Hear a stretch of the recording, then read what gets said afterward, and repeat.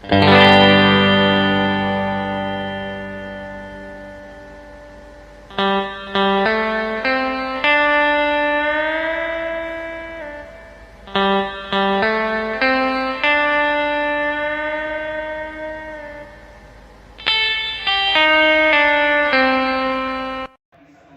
semuanya, perkenalkan nama saya Bintang Rizky Nugrah dengan NPM 235201102. Di sini dalam video singkat ini kita akan mengupas tuntas catatan kaki atau footnote.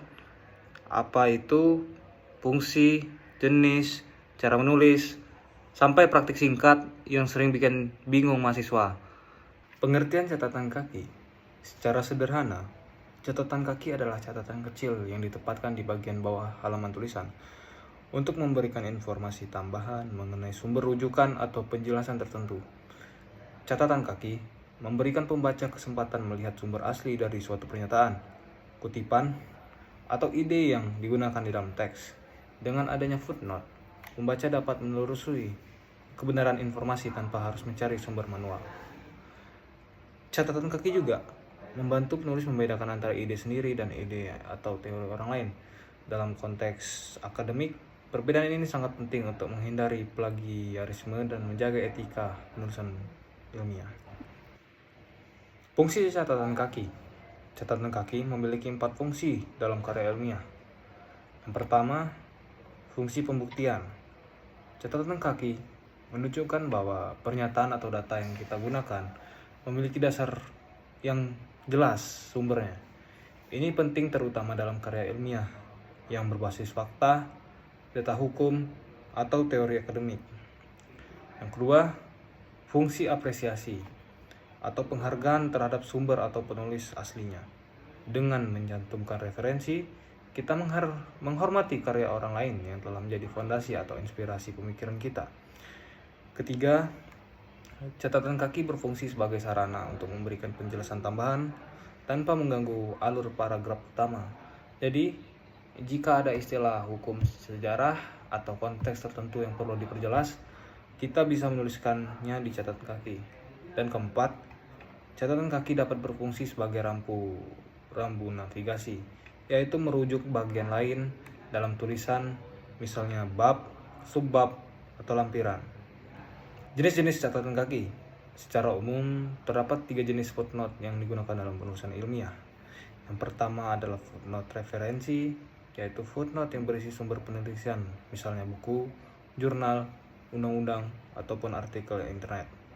Jenis kedua adalah footnote penjelas, yang berisi tambahan informasi, komentar pribadi, penulis, makna istilah, atau catatan sejarah. Dan ketiga adalah footnote gabungan, yaitu footnote yang berisi referensi, sumber sekaligus penjelasan tambahan. Penggunaan singkatan Latin. Dalam penulisan catatan kaki, terdapat 3 singkatan yang paling sering digunakan dan sering kali membingungkan mahasiswa. Yang pertama adalah IBID, singkatan dari ibidem yang berarti di tempat yang sama.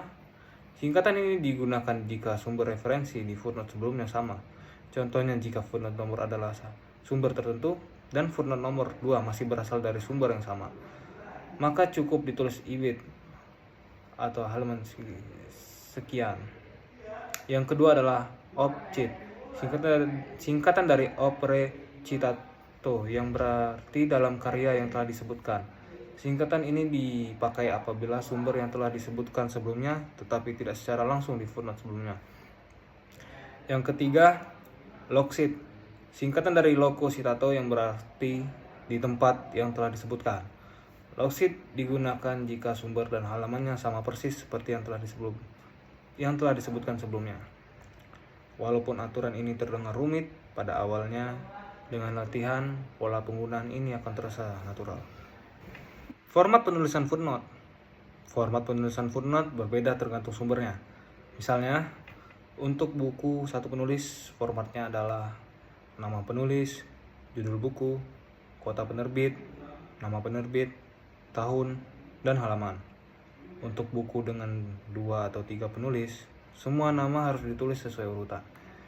Untuk jurnal ilmiah, formatnya meliputi nama penulis, judul artikel, nama jurnal, volume, nomor terbitan, tahun, dan nomor halaman. Sementara untuk sumber hukum seperti undang-undang atau putusan pengadilan, formatnya mengikuti aturan penulisan dokumen hukum resmi. Untuk artikel internet, diperlukan informasi seperti judul halaman, nama situs, dan tanggal akses. Kesalahan umum dalam footnote.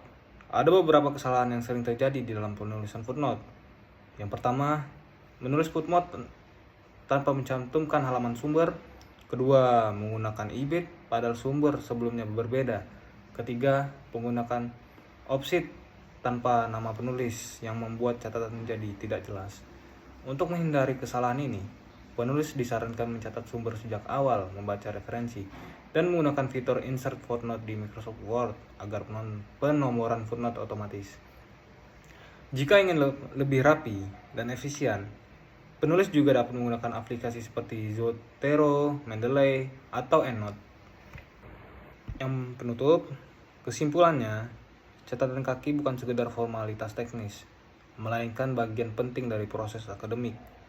Footnote menunjukkan kualitas penulisan kita, memantapkan kredibilitas argumen, serta membantu pembaca memahami sumber pemikiran kita dengan jelas. Semakin kita terbiasa dengan penulisan footnote, semakin mudah kita menyusun karya ilmiah dengan struktur yang baik dan profesional. Sekian penjelasan yang bisa saya sampaikan. Sekian, terima kasih.